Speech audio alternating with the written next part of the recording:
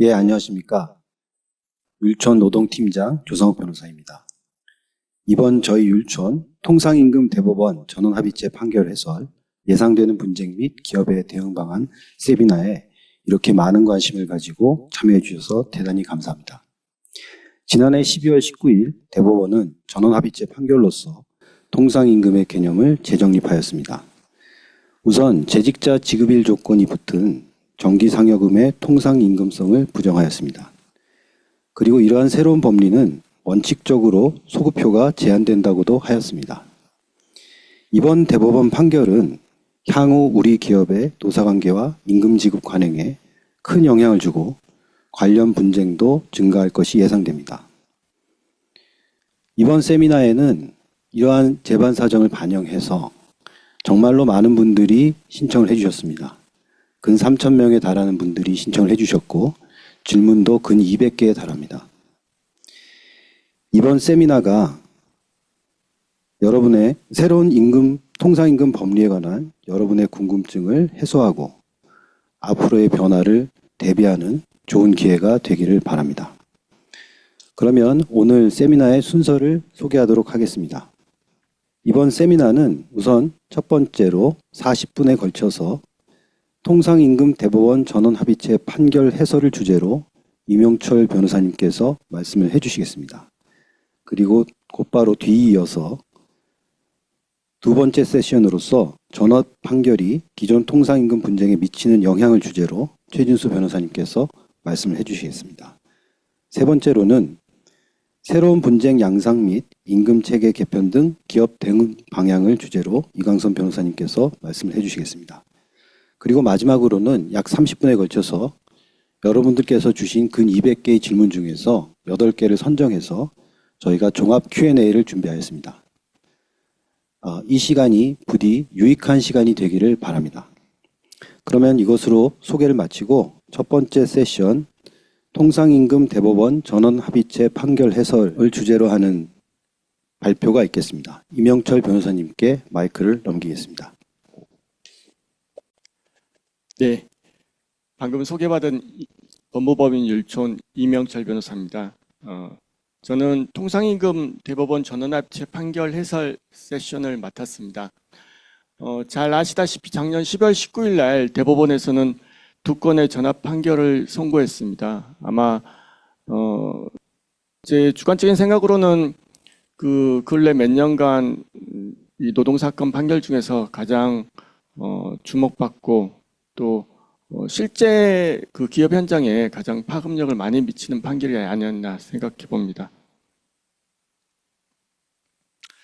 오늘 제가 말씀드릴 건 간단히 개요 말씀드리고 그리고 통상임금 판결을 정확히 이해하기 위해서는 전제 조건으로 통상임금이란 게 과연 뭐냐, 어떤 기능을 하는 거냐 선제적으로 조금 알아볼 필요가 있는 것 같아서 거기에 대해서 간단히 말씀드리고 그리고 새로 바뀐 전합 판결을 제대로 이해하려면 과거의 판결을 알아야 되기 때문에 기존 통상임금의 개념 그리고 그 징표에 대해서 설명을 해드리겠습니다. 그리고 이제 가장 핵심적으로 이번 전합 판결은 어떤 내용인지 그걸 또 정확히 이해하려면 우리가 뭘 알아야 되는지 제가 간단히 말씀드리고 마지막으로 이 판결에 따라서 이제 실제로 궁금해 하실 거는 이제 인사노무 담당하시는 여러 임원들께서는 어떻게 그럼 하란 말이냐 그 대응 방안에 대해서 궁금해 하실 거기 때문에 거기에 대해서 간단히 말씀드리겠습니다. 먼저 개요입니다.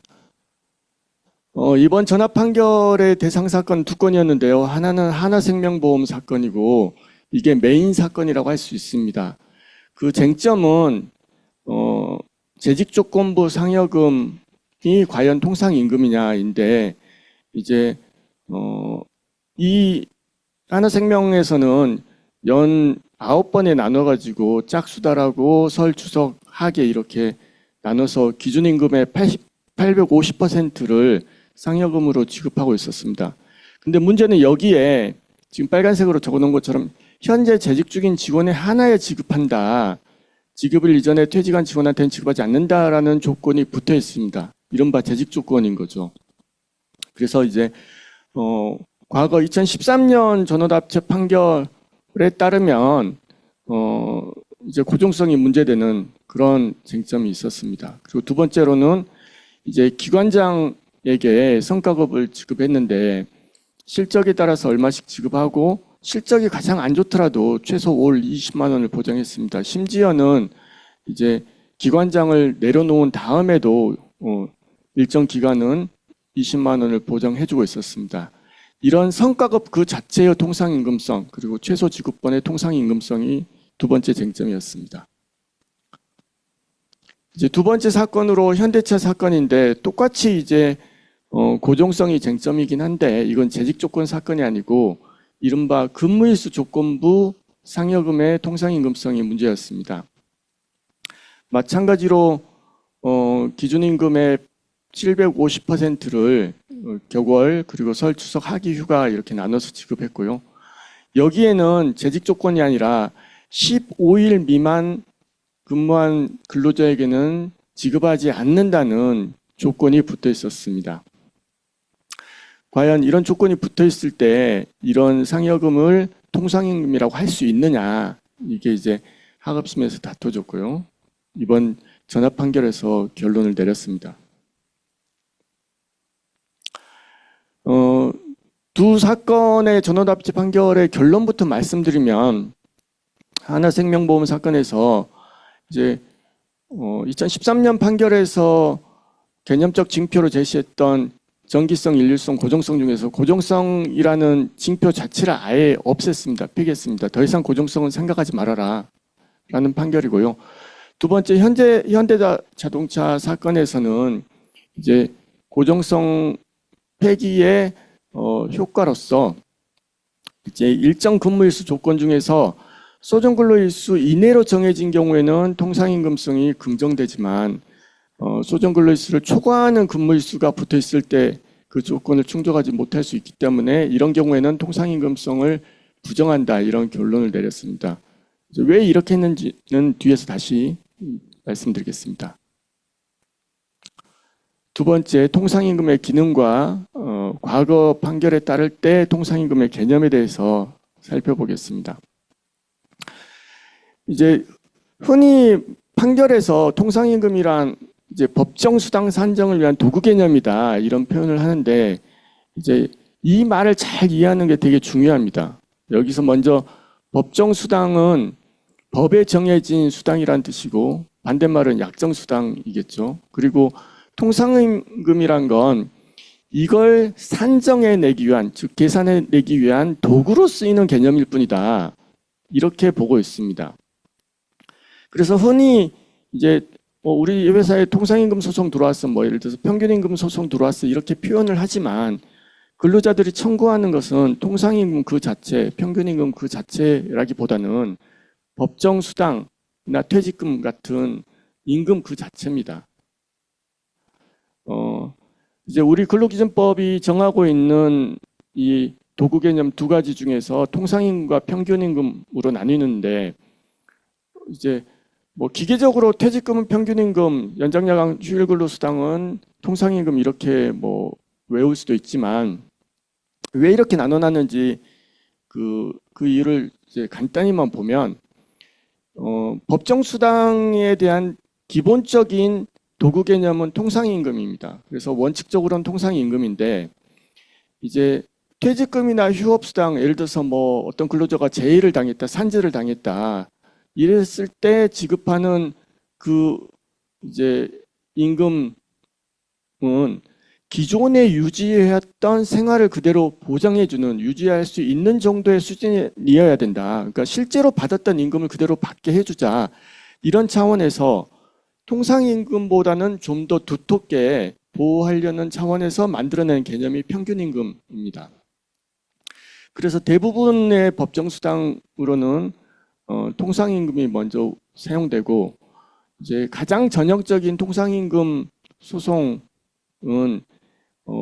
내가 연장 근로하고 야간 근로, 휴일 근로 했는데 그 수당을 받았지만 이게 덜 받은 거다. 그러니 차액을 달라. 이런 소송입니다. 그 아래에 이제 계산식이 나왔는데 이제 그 연장야간 근로수당을 계산할 때는 먼저 시간당 통상임금이 얼마인지를 계산합니다. 시간당 통상임금은 그 회사의 통상임금을 소정 근로 시간으로 나누는 거죠.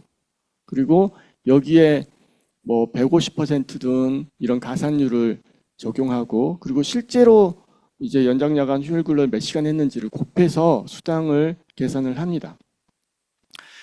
이제 물론 여기 가산율이 뭐 중복 할증이냐 뭐 이런 거 가지고 쟁점이 되기도 하고, 또 연장야간 휴일 근로 수당 시간 자체가 몇 시간이냐 이런 쟁점도 있습니다만, 대부분 소송에서 가장 많이 쟁점이 되는 건 여기 빨간색으로 적어놓은 통상임금 범위에 어떤 수당이 들어갈 거냐. 뒤에서 보듯이 뭐 상여금, 그다음에 뭐 명절수당, 그다음에 개인연금, 뭐 회사 지원금, 뭐 이런 여러 가지 수당들이 있는데요. 요것들이 통상임금에 해당되느냐 가지고 많이 싸웁니다. 이제 요 식만 봐도 알 수 있듯이 이제 연장수당 같은 이런 법정수당 자체는 통상임금에 들어갈 수가 없습니다. 왜냐하면 이제 그 계산식에 있는 통상임금에 들어간다고 치면 그 통상임금이 늘어나서 연장수당이 올라갈 거고, 연장수당이 올라가면 다시 또 통상임금이 올라가서 계속 그 계산이 꼬리에 꼬리를 무는 순환 논리의 모순에 빠지게 되거든요. 그래서 법정수당 자체는 통상임금에 들어갈 수가 없다. 이 계산식만 봐도 알 수 있을 것 같습니다. 이제 2013년 그 유명했던 가블 오토텍 사건에서 과거 대법원은 이제 통상임금에 관한 여러 가지 과거 논란들을 정리했었는데, 그때 이제 결론부터 말씀드리면 통상임금이란 소정근로 대가로서 정기성, 일률성, 고정성을 갖춰야 된다라고 했습니다. 그 중에서 이제 실제 소송상 많이 문제됐던 게 그 고정성인데요. 고정성은 사전에 확정돼야 된다. 사전 확정성이란 말입니다. 그래서 예를 들어서 어떤 근무일수를 충족해야지만 주는 수당이 있다. 그러면 실제 그 근무일수 근무할지 안 할지 아직은 모르잖아요. 그래서 사전에 확정할 수 없으니까 그건 고정성을 갖추지 못했고 결론적으로 통상임금에 포함되지 않는다. 이런 결론을 내렸습니다. 근데 이제 2013년 이후에 2018년까지 쭉 전압 판결을 따라서 하급심들이 판결을 해오다가 세아베스틸 사건에서 서울고등법원에서 전압 판결과 정면으로 반대되는 판결을 내렸습니다. 그러니까 이 판결에서는 이제 정기상여금이 뭐 아까 현대차 아니면은 하나생명보험처럼 이제 뭐 700, 800, 600 뭐 이런 식으로 부과가 되는데 그 비중도 높고, 그리고 뭐 고정적으로 지급되고, 그래서 실질은 이건 기본급화됐다. 매일매일 발생하는 임금적 성격이 있는데 이거에다 조건을 붙이면 그 조건은 무효가 된다. 이렇게 본 겁니다. 이제 이 판결이 최초 판결이고, 이 판결의 그 당시에 재판장이 지금 대법원에 계시는 박영재 대법관님이십니다. 그래서 이 세아베스트 판결이 전원합의체 판결로 대상이 안 된 건 아마도 박영재 대법관님이 자연스럽게 이제 제척 대상이 되니까, 이 전원합의체 판결을 전원합의체 판결로 바꿀 때는 이제 13인 대법관이 모두 동의하는 게 그 정당성을 충분히 확보할 수 있다. 이런 차원에서 박영재 대법관님도 합의에 들어가시기 위해서 대상 사건을 바꾼 게 아닌가, 그렇게 이제 추측을 해봅니다. 아무튼 이렇게 그 대법원 판결을 이제 치받는 판결들이 그 후에 쭉 서울고등에서 이어져 왔고, 하나생명보험 사건도 마찬가지입니다. 그러니까 기본급이나 아니면 이제 이름은 상여금이지만 거의 기본급에 준하는 수당에 대해서는 예를 들어서 기본급에 조건 붙여서 안 주면 그건 근로기준법 43조 전액불 지급원칙에도 위배되고 기본급이라는 속성에도 반하니까 그건 무효다. 이런 건 누구나 다 동의할 수 있는데 이제 상여금 같은 경우에 기본급 이름하고는 다르지만 실제 현실에서 근로자들이 받아들이는 건 기본급처럼 받아들이니까 마찬가지로 봐야 되는 거 아니냐. 이런 생각들이 베이스에 깔려 있었던 겁니다. 그래서 재직 조건 무효소를 채택하기 시작했고 이제 한번 불이 붙으니까 하급심에서 막 이런 판결들이 연이어서 나왔고 이제 대법원도 그 영향을 받지 않을 수가 없었습니다. 그래서 2024년 전합 판결까지 이르게 됐고요. 이제 이번 전원합체 판결의 가장 핵심은 결론적으로 고정성을 폐기한 겁니다. 평균 임금이나 임금이 뭐냐 이건 근로기준법 법에 정해져 있죠. 근데 통상임금은 법에는 없습니다. 시행령에만 있을 뿐이고 시행령 6조에서 이렇게 정의하고 있습니다. 통상임금이란 근로자한테 정기적이고 일률적으로 소정근로에 대해서 지급하기로 정한 금액을 말한다. 그러니까 여기서 정기성, 일률성은 당연히 나오고 소정근로 대가성도 나오는데 과거 2013년 판결은 어디에서 그런 고정성을 도출해내느냐. 여기 문헌에 보면 지급하기로 정한이라는 표현에서 고정성을 도출해냈습니다. 근데 이제 이번 판결에서는 지급하기로 정한 건 모든 임금에 대해서 다 지급하기로 정한 거지 꼭 그게 통상임금의 속성이라고 할 수 있느냐. 그래서 고정성 개념은 법령상 근거가 없기 때문에 인정할 수 없다. 이런 결론 내린 겁니다. 그리고 이제 뒤에서 말씀드리겠습니다만 이제 통상임금의 본질적인 판단 기준을 소정근로의 대가로 봤습니다. 이제 흔히들 통상임금의 요소 해가지고 1번 뭐 소정근로 대가성, 2번 정기성, 고정성, 일률성, 고정성 이렇게 네 가지를 마치 평면적인 것처럼 동등한 기준인 것처럼 이해해 왔는데 그게 아니다.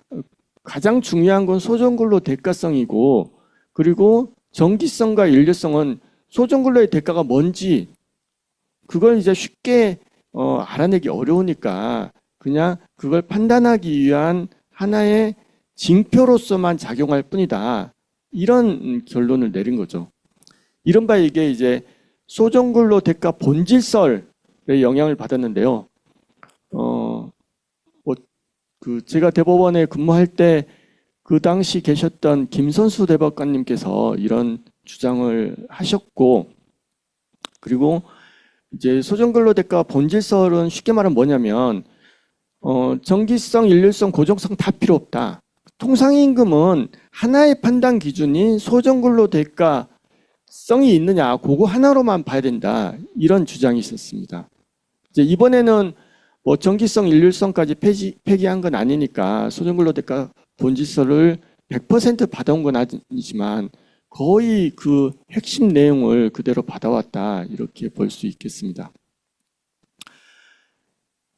그래서 이제 과거 판례처럼 법에 없는 그 고정성을 넣어가지고 재직조건 이런 붙어있는 임금에 대해서 수당에 대해서 통상임금성을 배제했기 때문에 정당한 통상임금 범위를 축소시켜서 부당하다 이렇게 보신 거죠. 두 번째로는 강행성에 반한다고 봤습니다. 이제 말이 좀 어려운데요. 어떤 임금에 조건을 붙이는지, 그러니까 뭐 재직 조건을 붙이는지 아니면 근무일수 조건을 붙이든지 만근 조건을 붙이든지 뭐 하여튼 이런 조건을 붙이는 것 자체는 유효하다. 당사자들의 사적자치 원칙의 영역이다. 그래서 자율 영역이라고 봤습니다. 하지만 그 조건이 붙은 임금이 통상 임금이냐는 이건 강행 규정이 규율하는 영역인 후견의 영역이어서 둘을 분리해야 된다. 근데 2013년 과거 판례는 이 자율 영역과 후견 영역을 서로 연계시켜 가지고 당사자들이 통상임금 범위를 쉽게 좁히는 그런 부당한 결과를 가져왔으니까 그 논리는 이제는 더 이상 받아들일 수 없다. 이런 결론입니다. 전 여기서 조금 의미 있는 건 이겁니다. 그러니까 아까 봤듯이 세아베스트리나 그 생명보험 항소심 판결의 논리는 이런 거였습니다. 재직 조건이 무효다. 그러니 그 다음 단계로 고정성이 있다. 그래서 통상임금이다. 이렇게 3단계 논리 중에서 첫 번째 재직 조건을 건드렸는데요. 이번 전원합치 판결은 첫 번째는 건드리지 않고 재직 조건은 유효하다. 근데 두 번째 고정성 이 판단 기준 자체를 아예 날려버린 겁니다. 그래서 고정성은 따질 필요 없이 조건이 붙어 있다는 이유만으로 통상임금이 아니라고 볼 수 없으니까 통상임금 범위가 늘어나는 그러니까 결론은 같지만 논리는 서로 좀 다른 논리를 채택한 거죠. 세 번째, 아까 말씀드렸다시피 이제 소정근로의 가치를 반영한 소정근로대가 본질설의 영향을 받았는데 통상임금은 이퀄 뭐냐? 그냥 소정근로의 대가라는 겁니다. 그러니까 소정근로가 그럼 뭐냐? 그건 처음에 사용자와 근로자가 뭐 일주일에 하루 8시간, 뭐 5일에서 40시간 근로하기로 했다. 예를 들어서 어떤 뭐 자동차 제조회사에 근로자가 입사하면서 사용자한테 나는 생산직으로 일하기로 하고 하루 8시간 일주일에 40시간 근무하기로 약정을 했다면 그 40시간이 소정근로 시간이 되는 겁니다. 근데 예를 들어서 40시간을 넘어서 뭐 50시간 일했다. 그럼 그 10시간에 일한 거는 소정근로의 대가가 아니죠. 그리고 생산직으로 일을 하기로 했는데 예를 들어서 무슨 그 자동차 회사가 뭐 갑자기 공장을 짓게 됐는데 근로자가 더 필요하니까 그 생산직 근로자한테 벽돌 좀 쌓아줄래 하고 그 벽돌 쌓는 값을 줬다. 그럼 이제 소정근로 같이 대가로 준 게 아니죠. 그래서 그런 건 또 소정근로의 대가가 아닌 겁니다. 아무튼 이렇게 이제 이 소정근로의 가치를 온전히 평가한 개념이 통상임금인데 근데 이 통상임금이라는 건 소정근로 가치라는 건 방금 말씀드린 것처럼 처음에 사용자와 근로자가 그냥 제공하기로 미리 약속한 임금일 뿐이지 실제로 내가 40시간 일을 했는지 아니면 뭐 예를 들어서 몸이 아파가지고 그 주에 20시간만 일할 수도 있고 그래서 뭐 임금을 좀 덜 받을 수도 있고 그러니까 실근로 실제 임금과 전혀 무관한 개념인데 어떤 조건을 붙여서 그 조건 충족 여부와 통상임금성을 연계시키면 그건 소정근로의 가치라는 기본적인 통상임금의 개념, 본질을 훼손한 거다. 이렇게 본 겁니다. 이제 방금 말씀드렸다시피 2013년도에는 고정성을 들어서 사전 확정성이 필요하다고 그랬습니다. 근데 이게 좀 말이 다른데요. 중요한 건 고정성을 폐기했다 그래서 즉 사전 확정성을 폐기했다 그래서 사전 예정성까지 폐기한 건 아닙니다. 여전히 사전에 예정할 수 있어야 된다. 왜냐하면 통상임금의 기능은 이런 겁니다. 이제 내가 오늘 소정근로 8시간 다 일하고 이제 연장 야간 근로 할지 말지 결정할 때 내가 얼마를 받으면 몸은 피곤하지만 일을 더 하겠어. 그럴 때 그 금액을 정확히 예상할 수 있어야지 그 사람이 연장 근로 할지 결정할 수 있게 해주는데 그게 바로 통상임금의 가장 중요한 기능이다. 그래서 사전에 예정할 수 있어야 되는데 근데 실제로 뭐 나중에 조건 충족할지 여부에 따라서 그 금액이 달라진다 그러면 사전 예정성, 사전의 산정 가능성이 현재 약화된다. 그래서 통상임금의 기능이 떨어진다. 그래서 2013년 판결의 논리를 폐기하게 된 것입니다. 이제 뒤에서 말하는 이제 근무일수 조건부가 여기서 나오는데요. 예를 들어서 한 달에 소정근로일수가 22일로 정해진 사업장에서 20일 이상 근무하면 얼마 더 줄게 이런 수당을 정했다고 칩시다. 그러면은 통상임금성은 그냥 소정근로일수 22일을 근로하는 그걸 규범적으로 예상해서 평가하는 거기 때문에 그 내부에 들어와 있는 20일 이상 근무 조건부는 고려할 필요가 없다는 거죠. 마지막으로 이제 그 통상임금의 기능이 연장 야간 근로를 좀 줄이자 이런 건데 이렇게 과거 13년 판결처럼 통상임금의 범위를 좀 넓혀놓으면 그 기능을 제대로 하지 못한다. 이런 논리도 제시를 했습니다. 조금 현실하고는 안 맞긴 하죠. 실제로 생산직 근로자 분들이든 아니면 대다수 현장에서는 자발적으로 이제 총액 임금을 높이기 위해서 연장 근로를 또 스스로 하는 분들도 계시기 때문에, 하지만 이제 규범적이고 정책적인 목표 자체는 총 근로 시간을 줄이는 거다, 이렇게 대법원은 보고 있습니다. 그래서 이제 결론적으로 고정성 폐기하고 새로운 기준을 정립했는데요. 지금까지 말씀드린 것처럼 가장 중요한 본질적인 판단 기준은 소정근로의 대가이고, 그 다음에 소정근로의 대가가 뭔지를 알아내기 위해서는 정기적이고 일률적으로 지급되는지를 보자. 이게 새로운 기준이라고 할 수 있겠습니다. 이제 이 정기성, 일률성은, 정기성이라는 건 뭐 레귤러리 지급하는 거다. 근데 이제 꼭 그 일 임금 지급 기준과 동일할 필요는 없다. 이게 여전히 유지되는 원칙이고, 예를 들어서 20년 군속 수당이 있다. 그럼 딱 평생 근로할 때 한 번만 받는 거잖아요. 그건 정기성이 없을 겁니다. 그 통상임금이 아니고, 예를 들어서 뭐 가족수당 같은 경우에는 이제 일률성이 없는 건데, 조금 이따 우리 최진수 변호사님께서 다시 자세히 설명해 주시겠습니다. 이제 새로운 전합 판결에 따를 때 여러 가지 수당 대표적인 샘플들을 몇 가지 말씀드리겠습니다. 첫 번째, 법정수당은 아까 말씀드린 것처럼 이걸 이제 통상임금에 넣으면은 순환 논리에 오류가 생기니까 통상임금에 넣을 수도 없고, 그리고 본질적으로 통상임금이라는 건 법정수당을 계산해 내기 위한 도구, 수단인데 그 자체 법정수당이 통상임금에 들어갈 수가 없는 거죠.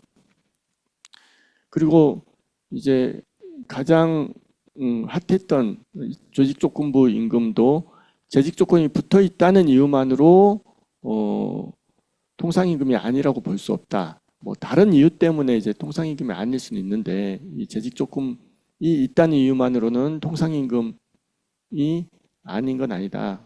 통상임금이다. 그냥 쉽게 말하면 이렇게 정리하시면 되겠습니다. 그리고 세 번째, 좀 전에 이제 현대차 사건에서 쟁점이 됐던 근무일수 조건부 임금입니다.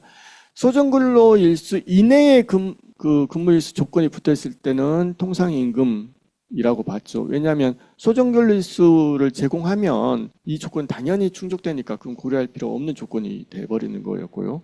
근데 이제 소정근로일수를 초과하는 그런 근무일수가 붙어 있는, 뭐 예를 들어서 소정근로일수는 25일인데 뭐 이제 과거의 어떤 연역적인 이유로 그 회사 뭐 만근은 30일로 책정돼 있었으면, 그런 경우에는 소정근로를 제공했다는, 온전히 제공하기만 하면 충족되는 임금이 아니라 플러스 알파가 필요한 거잖아요.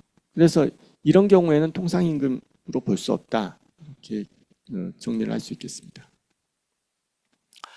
그리고 이제 성과급도 마찬가지로, 예를 들어서 일정한 퍼포먼스를 달성해야 된다, 뭐 매출 얼마 올려야 된다, 영업을 얼마 올려야 된다, 뭐 이런 조건이 붙어 있다면 이제 단순히 처음에 약정한 소정근로만 제공하는 거 이외에 플러스 알파로 일정한 업무 성과가 필요하기 때문에 소정근로 대가성을 갖췄다고 보기 어렵겠죠.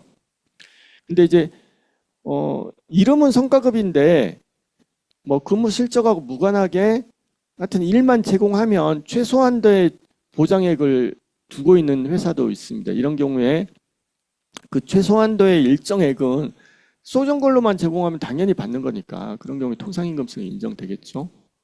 나머지 뭐 명절, 귀성여비, 약정수당, 고정-OT 수당은 2부에서 우리 최진수 변호사님께서 더 자세히 설명해 주시겠습니다. 이제 새로운 전합 판결의 시적 적용 범위에 대해서 보겠습니다. 이게 기존에 우리 인사노무 담당하시는 그 분들께서 보지 못한 판결의 내용일 텐데요.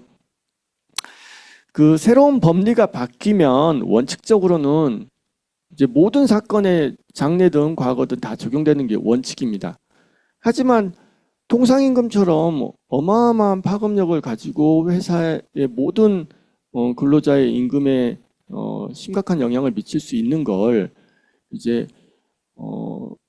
어느 날 판례 변경으로 과거까지 모두 다 적용된다 이렇게 했을 때는 법적 안정성이 많이 훼손되겠죠. 그래서 대법원은 이제 전합 판결일인 2024년 12월 19일로 잘라서 그날부터는 새로운 법리, 그러니까 즉 고정성 폐기 법리가 적용되고 그날 이전 18일까지는 2013년 판결대로 고정성 원칙 징표가 유효한 걸로 봐서 재직 조건이 붙어 있으면은 고정성이 탈락하고 통상임금이 아니다. 이런 과거의 법리가 적용된다고 봤습니다. 다만 이제 이렇게 봤을 때 그 실제 사건이 됐던 전원합의체 그 당해 사건하고 이제 이 고정성이 문제가 돼서 통상임금성이 쟁점이 되는 사건들에서 그 권리 구제를 해달라고 법원에 소송까지 제기했는데 당신들도 앞으로 장래로만 보호를 받아야 돼 이러면은 이제 그 사법의 본질적인 기능이 훼손되니까 이 두 가지 경우에는 예외적으로 소급표를 인정했습니다. 그래서 이제 하나생명보험 사건의 결론은 재직조건부 상여금의 통상임금성을 인정하게 됐고 그리고 기관장 성과급 중에서 월 20만 원 최소 지급분은 통상임금에 해당된다 이런 결론을 내렸고요.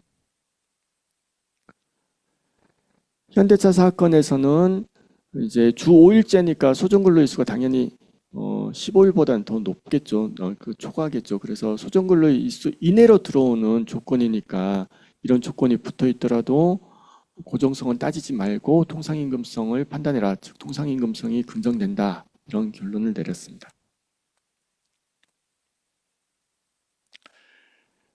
마지막 챕터로 기업의 대응 방안 간단히만 말씀드리겠습니다.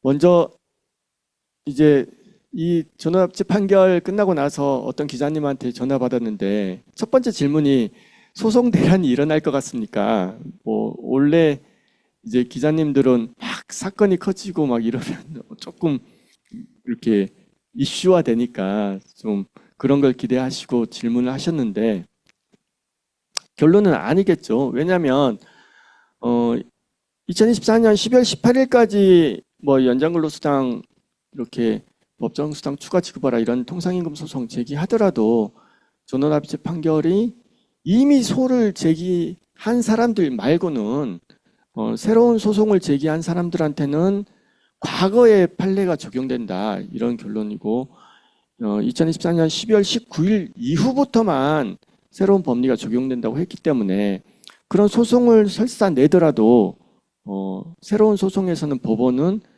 12월 18일까지의 연장야간 근로수당에 한해서는 청구 기각을 할 수밖에 없습니다. 다음으로 이제 그러면은 이 판결의 취지에 따라서 어떻게 할 거냐? 실제로 이제 뭐 정기상여금에 재직 조건이 붙어 있다. 많은 기업에서 통상임금에서 빼왔겠죠. 이제는 통상임금에 포함시켜 주셔야 됩니다. 시켜서 이제 연장야간 근로수당 계산해 주셔야 되고 그래서 이제 판례하고 안 맞는 취업 규칙이 있으면 취업 규칙을 변경해서 이런 재직 조건이나 뭐 근무일수 조건이 붙어 있는 임금 상여금이더라도 통상임금으로 포섭하는 그런 변경이 필요할 테고 이건 이제 근로자에게 이익하게 되는 유리하게 되는 변경이잖아요. 그래서 분립 변경 절차를 거칠 필요는 없을 겁니다.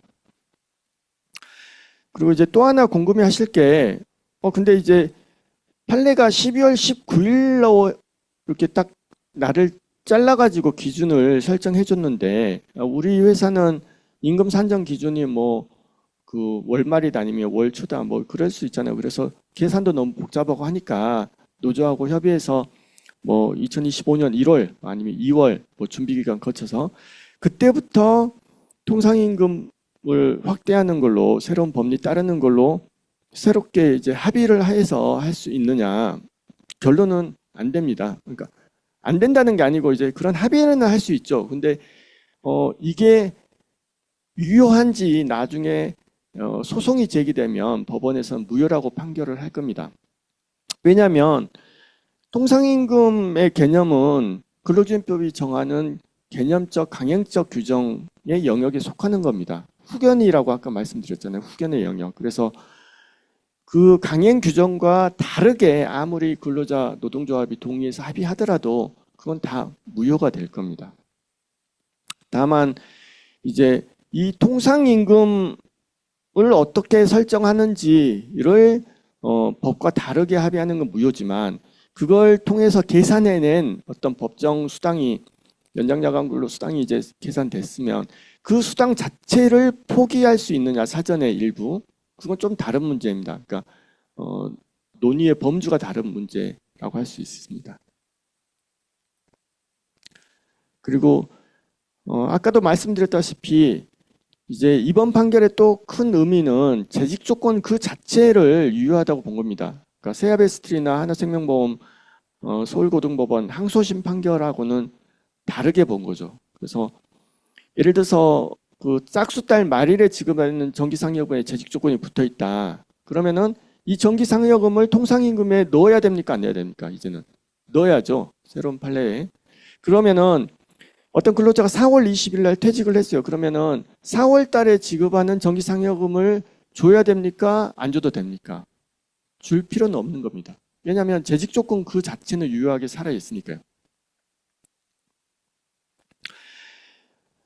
그리고 이제 기업들은 이번 판결 때문에 통상임금 부담이 늘어나니까 전체 총액 인건비가 늘어날 테고 그러면 이제 뭔가 임금 체계를 개편해서 이제 기업의 부담을 그대로 유지하려고 뭔가 이제 시도를 해보려고 할 겁니다.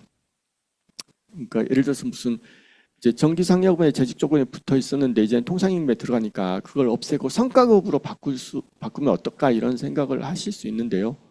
이제 그 자체가 뭐 문제는 아니지만 취업규칙 분립 변경, 이제 과반수 노조의 동의나 과반수 근로자의 동의 이런 문제들이 아마 새롭게 좀 부각이 될 것 같습니다.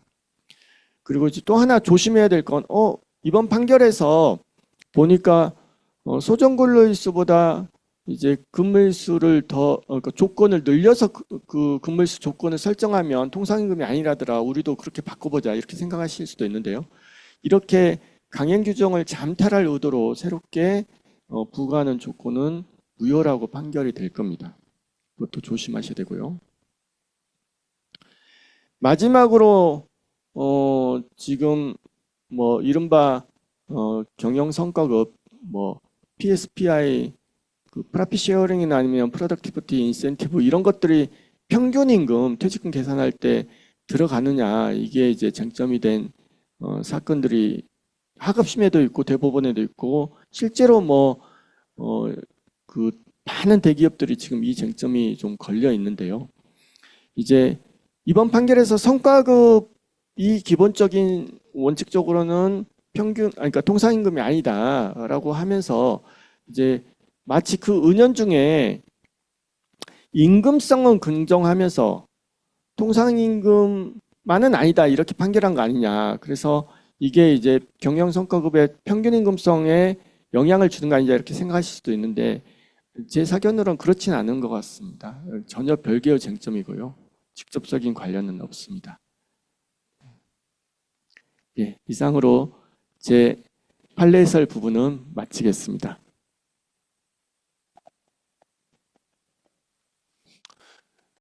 네, 안녕하십니까. 세션 2를 맡은 율촌의 최진수 변호사입니다. 세션 2는 전합 판결이 기존 통상임금 분쟁에 미치는 영향에 대해서 준비했고 말씀드리겠습니다. 세션 1에서 이명철 변호사님께서 말씀하셨다시피 이번 전합 판결에서 통상임금의 개념 징표로 고정성을 하여 통상임금이 확대되었습니다. 그로 인해서 막대한 파급 효과와 기업의 부담이 발생을 했고 그로 인해 불확실성도 가중되고 있습니다.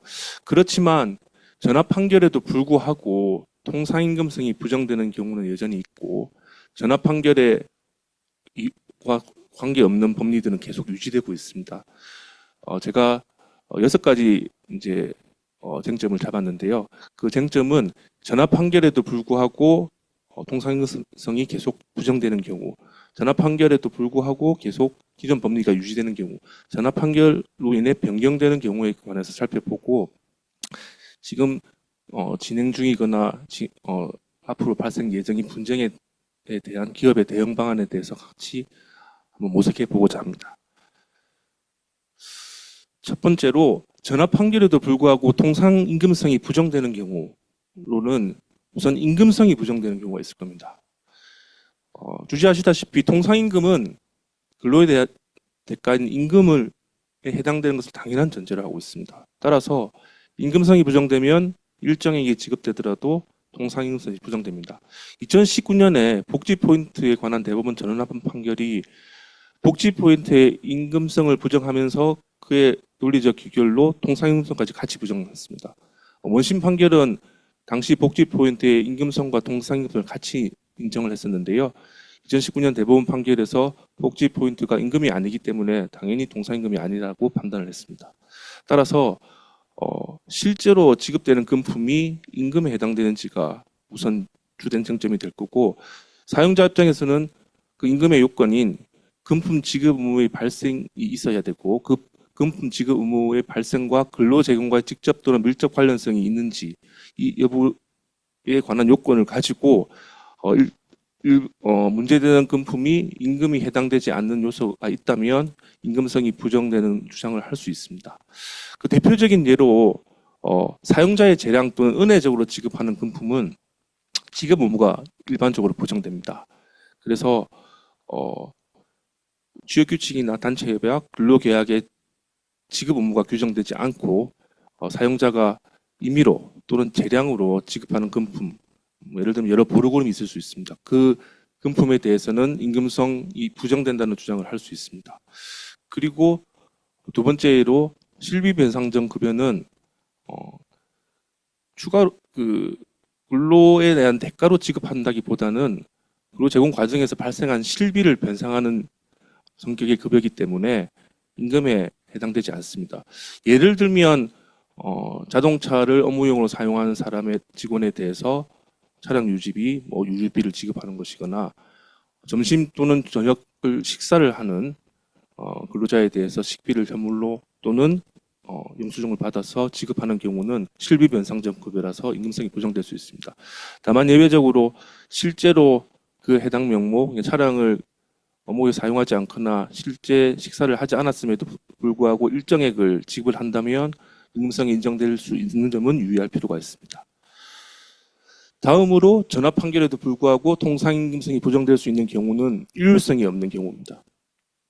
세션 1에서 이병철 변호사님 말씀하셨듯이 전압 판결은 고정성 개념을 폐기하였지만 정기성과 일률성은 여전히 통상임금의 개념 징표로 보고 정기성과 일률성을 통해서 소정근로 대가성을 탐구해야 한다고 판단했습니다.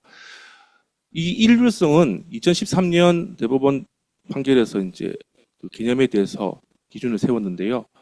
모든 근로자에 대해서 지급하거나 모든 근로자가 아니지만 일정한 조건에 달한 근로자에 대해서 전부 지급한다면 일률성이 있는 것으로 보았습니다. 다만 이 일정한 조건이라고 하면 통상임금이 소정근로에 대한 대가로 지급하는 금품이기 때문에 소정근로의 가치평가와 관련된 조건이어야지 일률성이 인정된다고 보았습니다. 지금 고정성이 통상임금 개념 징표에서 탈락됐기 때문에 앞으로 통상임금 분쟁은 일률성이 있는지 여부가 주된 쟁점이 될 가능성이 많다고 보입니다. 실제로 일률성이 부정되는 수당이 꽤 있습니다. 가족수당 부양가족분, 이 가족수당 부양가족분은 자기 가족이 몇 명인지, 부양가족이 몇 명인지에 따라서 지급액이 달라지는 경우를 말하는 겁니다. 그러면 가족이 몇 명인지는 소정근로의 가치와 관련이 없지 않습니까? 그래서 대법원이 이미 가족수당 부양가분에 대해서 일률성이 없다고 통상임금성을 부정을 했고요.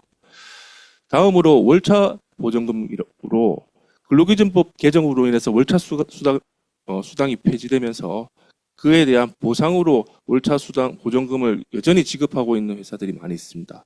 그렇지만 이 월차 보전금도 소정근로의 가치평가와 관련이 없다고 보아서 일률성이 없어서 통상임금을 부정한 하급식 판결이 있습니다.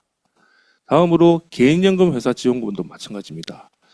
개인연금 회사 지원금은 개인연금을 본인이 가입을 했을 때 본인이 일정 금액을 내는 경우에 그에 해당하는 금액을 매칭해주는 사용자의 지급분을 말하는 겁니다.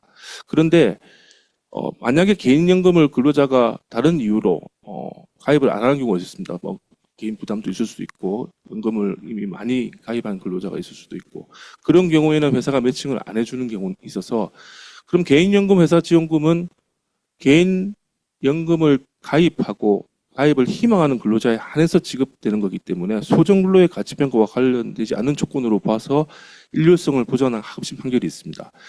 이런 여러 수당에 있어서 이제 일률성이 부정되는 경우가 있고 이런 수당들은 사용자와 이제 사용자의 대리인들이 새롭게 주장을 해서 일률성이 부정된 수당으로 보여집니다. 따라서 앞으로 이제 고정성이 탈락된 이 현실에서 문제된 수당이 일률성이 있는지에 대해서 검토해서 일률성이 부정될 요소가 있다면 일률성 부정 주장을 할 수 있을 것으로 보입니다. 세 번째로 이번 전압 판결에도 불구하고 통상임금성이 부정되는 경우는 순수한 의미의 성과급입니다. 세션 1에서 말씀드렸듯이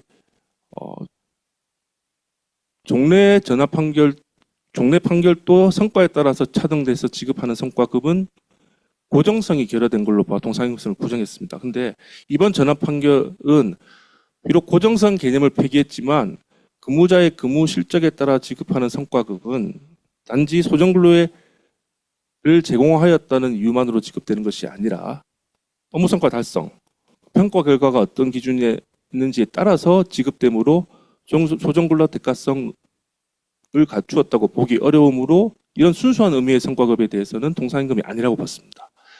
따라서 전압 판결은 이런 순수한 의미의 성과급에 대해서 과거는 고정성이 없었지만 이번 전압 판결 이후에는 소정근로 대가성이 없어서 통상임금성이 부정될 수 있습니다. 이렇게 순수한 의미의 성과급이라고 해서 왜 이런 말을 붙였는지 생각을 해보면 통상임금성이 부정되는 성과급이 있고 통상임금성이 인정될 수 있는 성과급이 있습니다. 통상임금성이 부정되는 성과급 예를 들면 2005년 상반기에 지급하는 성과급 올해 그 성과급이 2004년 평가에 따라 지급하는 2004년도의 임금인 경우에는 지급 시기만을 늦춘 것이기 때문에 일반적으로 이런 성과급이 순수한 의미의 성과급으로 보이고 이런 성과급에 대해서는 통상임금성, 소정근로대가성 이 부정됨으로 통상임금성이 부정될 걸로 보입니다. 다만 이와 달리 2005년 상반기에 지급되는 성과급이 2004년 평가에 따라서 2025년 상반기에 지급되는 성과급이 2024년 평가에 따라 지급되는 2005년의 임금, 작년 평가에 따라서 올해 임금이 고정된다면 이른바 업적 연봉 같은 경우인데요. 그런 경우라면 전년도 근로의 대가가 아닌 당해 연도 임금으로 봐서 통상임금성이 인정되는 경우가 있을 수 있습니다. 그래서 이 순수한 의미의 성과급이라 하더라도 일률적으로 통상임금성이 부정된다고 볼 수는 없고 앞서 말씀드린 순수한 의미의 성과급인지 그렇지 않은 성과급인지 구별할 필요가 있습니다. 케이스를 보면서 말씀을 드리겠습니다. 이 사건이 이제 이번 전압 판결에서 말한 순수한 의미의 성과급인지 그렇지 않은 성과급인지가 문제된 사건으로 볼 수 있는데요. 쟁점은 전년도 평가에 따라서 지급 여부 및 지급액이 결정되어 당해 연도에 지급되는 해당 성과급이 고정성이 결여되어 통상임금성이 부정되는 전년도 임금인지 아니면 전년도 평가에 따라서 당해 연도에 그냥 확정되는 그래서 통상임금성이 인정되는 당해 연도 임금인지가 다퉈진 사건입니다. 이 사안에서 대법원은 해당 성과급이 전년도 임금을 기준으로 산정된 점 그리고 전년도 근무일수에 비례하여 지급된 점, 전년도에 근무하지 않는 근로자는 전혀 지급하지 못한 점 등을 근거로 고정성이 결여돼서 통상임금이 아닌 것으로 보았습니다. 이제 고정성이 폐기됐지만 성과급에 대해서는 이제 소정근로 대가성이 부정된다고 전합 판결이 받기 때문에 이러한 판결의 결론은 전합 판결 이후에도 유지될 것으로 보이고요. 따라서 순수한 의미의 성과급으로 인정받아서 통상임금성을 보정받기 위해서는 이 대법원 판결이 선고한 것처럼 평가 대상 기간의 임금을 기준으로 지급액을 결정을 하고 평가 대상 기간의 근무일수에 비례해서 성과급을 지급하고 평가 대상 기간에 근무하지 않는 경우에는 지급을 제외할 그런 성과급은 통상임금성이 부정될 수 있지 않나 그렇게 보고 있습니다. 예. 다음으로 설, 추석 등 지급 주기가 길고 재직 여부만을 기준으로 지급되는 금품의 통상임금성에 대해서 말씀드리겠습니다. 이 부분이 사전 질의가 가장 많은 부분이고 이번 전원합의체 판결에서 해결되지 않는 이슈라고 생각이 듭니다. 전원합의체 판결에서 정기상여금 중에 전원합의체 판결에서는 상여금에 이제 통상임금성이 문제됐는데 그 상여금이 일반적인 정기상여금, 짝수월에 지급하는 정기상여금 외에 설, 추석 상여금, 학예 상여금 같이 있었습니다. 그래서 전합 판결은 이 설, 추석, 학예 상여금도 총 상여금, 짝수월 상여금과 함께 총 상여금 850%의 각 항목에 포함된 것으로 보아서 짝수월 정기 상여금과 구별하지 않고 재직자 조건에도 불구하고 통상임금으로 보았습니다.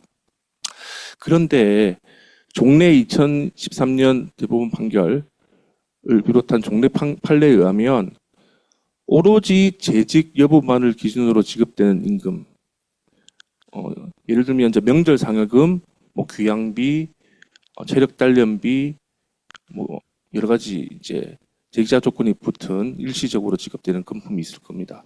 그런 금품에 대해서는 재직자는 하루만 근무해도 그 지급 시점에 재직하기만 하면 전액 지급을 하고 퇴사자는 전액 미지급하는 그런 금품이 상당히 있을 수 있습니다. 정기상여금은 조금 다르게 퇴사자에 대해서는 미지급하지만 재직자에 대해서는 그 기왕의 근로 제공, 이제 신규 입사자 같은 경우는 그 근무한 기간에 대해서 실제로 지급하는 경우가 일반적인 정기 상여금에 있는데 이와 다르게 명절 상여금 또는 귀성여비, 학예 휴가비 같은 특정 수당의 경우에는 오로지 재직만을 기준으로 전액 지급하거나 전액 미지급하는 경우가 있습니다.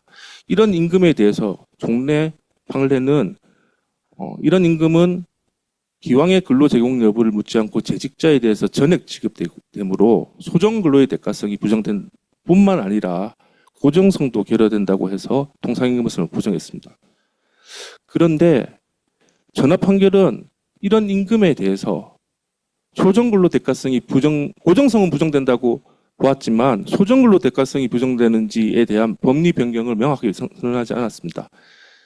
다시 돌아가서 말씀드리면 이 전합 판결은 설, 추석, 학예 상여금의 통상임금성을 인정을 했지만 이 설, 추석, 학예 상여금은 일반적인 정기 상여금과 같이 지급되는 횟수만 나눠서 그래서 일반적인 정기 상여금의 일환으로 지급되는 걸로 볼 여지가 있었습니다. 그런데 지금 여러 사전 질의에서 여쭤보신 그 명절 상여, 귀성여비, 휴가비, 창립기념일 보루금, 장기근속 경영과 같이 지급 주기가 길고 오로지 특정 시점 재직 여부만을 기준으로 전액 지급되는 임금은 과연 전합 판결에서 얘기한 재직자 요건이 있기 때문에 당연히 소정근로 대가성이 인정될지는 의문이 있습니다. 이런 임금에 대해서는 지급 주기가 계속적이라고 볼 수 없고 아주 일시적이고 1년에 한 번 지급할 수도 있고 심지어 장기근속 경영원 같은 경우는 5년 단위로 지급하는 회사도 있습니다. 이것을 계속적으로 볼 수 있는지 그 지급 목적이 소정근로에 대한 보상이라기보다는 단지 그 시점에 재직하는 사람에 대한 재직에서 앞으로 계속 공격을 장려하거나 아니면 그 시점에 생활 수요를 보존할 수 있는 그런 목적이 있는 거고, 지급 조건도 재직 여부만을 기준으로 전액 지급하기 때문에 지급하고, 지급률도 크지 않습니다. 기본급에 비해서. 그렇다면 정기성 또는 일률성 소정근로대가성이 부정되어 통상임금성이 부정될 수 있는지에 대한 이슈가 충분히 제기될 수 있고, 실제 지금 많은 분쟁이 정기 상여금 외에 이런 특정 시점에만 재직 여부를 기준으로 지급되는 금품에 대해서 통상임금성이 많이 문제되고 있는 걸로 알고 있습니다. 그래서 이 부분에 관해서는 향후 판례를 주시할 필요가 있다는 생각입니다. 다음으로 법정수당과 약정수당의 구별 문제에 대해서 말씀드리겠습니다. 전압 판결에 따라 통상임금을 기준으로 지급하는 약정수당이 늘어나는가에 문제가 있을 수 있습니다. 이에 대한 답은 다행히 전압 판결에도 불구하고 통상임금이 확대되더라도 약정수당은 증가하지 않는다는 고 말씀드릴 수 있습니다. 근로기준법상 아무런 기준을 정한 바 없는 약정수당을 산정함에 있어서 노사 간의 합의로 근로기준법보다 범위가 적은 통상임금을 그러한 수당의 산정 기초로 삼는다 하더라도 약정수당을 지급하는 것이기 때문에 위와 같은 합의는 유효하다는 것이 판례의 확고한 입장입니다. 따라서 약정수당 산정 기초를 통상임금으로 삼는다 하더라도, 그리고 그 통상임금이 이번 전압 판결로 인해서 확대된다 하더라도 그 약정수당 자체가 증가하는 것은 아닐 것입니다. 예를 들면 통상임금 기초로 지급하는 월차 휴가수당, 미상용 약정 휴가에 대한 보상금, 상여금이 있을 수 있습니다. 다음으로 전압 판결이 고정 OT 수당에 미치는 영향에 대해서 말씀드리겠습니다. 전압 판결에 따라서 통상임금이 확대되는 경우 고정 OT 수당이 당연히 늘어나는가? 당연히 늘어나는 것은 아니라고 볼 수 있습니다. 근로기준법은 근로기준법에서 정한 최소한의 기준을 넘는 연장 수당을 지급을 요구하고 있을 뿐이므로 고정 OT 수당을 반드시 근로기준법에 따라 최소한의 그 수준만 넘으면 되는 것이고, 그 기준에 따라 그대로 계산할 필요는 없습니다. 실제로 많은 회사에서 기본급의 일정 % 정액으로 고정 OT를 지급하고 있는 경우가 많고요.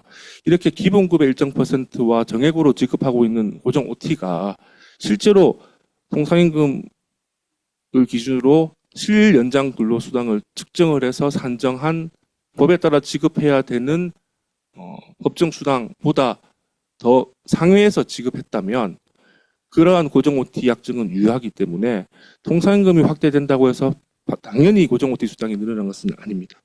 다만 최근에 주로 문제되는 보장시간제 약정에서 최근 대법원 판결에서 이 고정 OT 수당의 일종인데, 그 실제로 연장근로가 발생하지 않더라도 연장근로 월 몇 시간으로 간주하고 그에 따라서 그 몇 시간에 대한 연장근로 수당을 정액으로 지급하는 그런 약정이 체결된 회사에서 이 보장근로시간 약정이 체결된 경우에는 연장근로 발생이 간주됨에 따라서 고정적으로 연장근로수당을 지급해야 하고, 이때 연장근로수당은 법정 통상임금 기준으로 산정해야 된다고 판결했습니다. 따라서 이러한 보장시간제 약정이 체결된 경우에는 통상임금이 확대되는 경우 고정 OT 수당도 늘어날 수 있는 점은 유의할 필요가 있습니다. 통상임금 확대 시 지급해야 될 법정수당의 범위에 관한 이슈가 있습니다. 통상임금이 확대된다고 하면 당연히 지급해야 될 미지급 수당의 범위가 늘어날 것으로 예상됩니다. 다만 통상임금이 확대된다 하더라도 회사가 추가 지급해야 될 법정수당은 근로기준법에서 정한 기준에 미달되는 부분에 한정됩니다.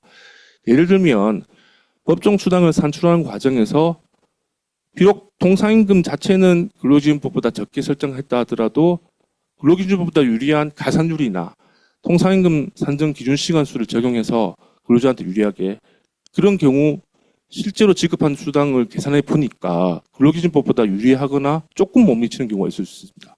그렇다면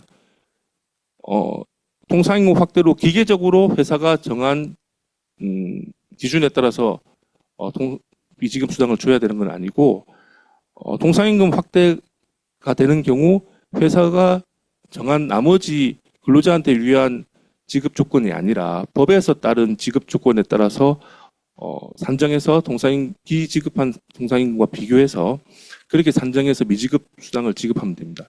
이게 이제 소위 얘기하는 최소 기준의 원칙, 취사선택 금지의 원칙이라고 불리고 있고요. 그래서 회사는 연장 야간 연차 수당 산정 기초인 약정 통상임금, 통상임금 산정 기준 시간수 등 가산률에 있어서 근로기준법보다 유리하게 근로자한테 대우한 요소가 있는지를 검토해서 통상임금이 확대되면 법정 수당 계산 방법은 근로기준법에 따라 한다고 주장할 필요가 있습니다. 마지막으로 전압 판결이 경영성과급에 미치는 영향에 대해서 말씀드리겠습니다. 세션 1에서 이명철 변호사님 말씀하셨듯이 전압 판결이 경영성과급의 임금성을 인정한 것은 아닙니다. 전압 판결은 이제 근로자의 근무 실적에 따라 지급하는 순수한 의미의 성과급에 대해서 소정근로 대가성을 이제 갖추지 못했던 이유로 통상임금성을 부정을 하긴 했는데, 이게 이제 임금성을 인정한 전제하에 소정근로 대가성을 부정한 거 아니냐는 오해가 있을 수 있지만, 여기서 얘기하는 근로자의 근무 실적에 따라 지급하는 성과급은 소위 이제 임금성이 상당히 인정되고 있는 개인 성과급에 이제 해당하는 것으로 보이고, 기업 또는 조직의 경영성과에 따라서 지급하는 경영성과급 또는 조직성과급의 평균 임금상에 대해서는 판단을 하지 않았습니다. 따라서 이런 경영성과급과 조직성과급이 개인성과급과 마찬가지로 통상임금성은 당연히 부정될 수 있을 텐데, 임금성까지 부정될지는 향후 선고될 대법원 판결을 주시할 필요가 있다는 생각이고, 저희가 보기에는 그 판결은 2015년도에 나올 가능성이 높다고 보고 있습니다. 네, 제가 준비한 부분은 마치고요. 경청해 주셔서 감사하고 Q&A 때 뵙겠습니다. 네, 세션 3을 맡은 이광선 변호사입니다. 새로운 분쟁 양상과 임금 체계 개편 등 기업 대응 방향에 대해서 간단하게 설명드리도록 하겠습니다. 일단은 기존에 앞 세션에서 말씀드린 부분을 제외하고 나머지 부분에서 발생할 수 있는 이슈에 대해서 설명을 드리도록 하겠습니다. 먼저 지금 전압 판결에서 한정적인 소급표를 인정함으로 인해서 여기와 관련한 분쟁들이 발생할 수 있습니다. 앞서 말씀드린 것처럼 전압 판결에서는 원칙적으로는 장려율을 인정하면서 2024년 12월 19일부터 효력이 발생한다라고 얘기하면서 예외적으로 전압 당해 사건과 그리고 2024년 12월 19일을 기준으로 이 법리가 재판의 전제가 되어서 다투어지고 있는 병행 사건에는 소급 적용이 된다라고 하면서 한정적인 소급표를 인정했습니다. 그와 관련해서 그러면 이미 병행 사건 중에서 청구 취지를 확정한 부분에는 소급표가 미치는지와 관련해서 이슈가 될 수가 있습니다. 그런데 일단은 청구 취지 확장에 대한 기본적인 개념 자체는 소의 추가적인 변경, 신소제기라고 보는 것이 다수적인 견해입니다. 그렇다면 신소제기로 본다면 이렇게 일부적으로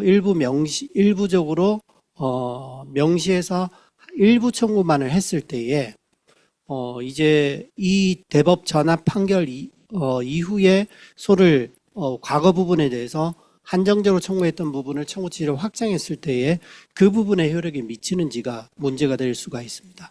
여기에 대해서는 견해가 대립될 것으로 보여지고요.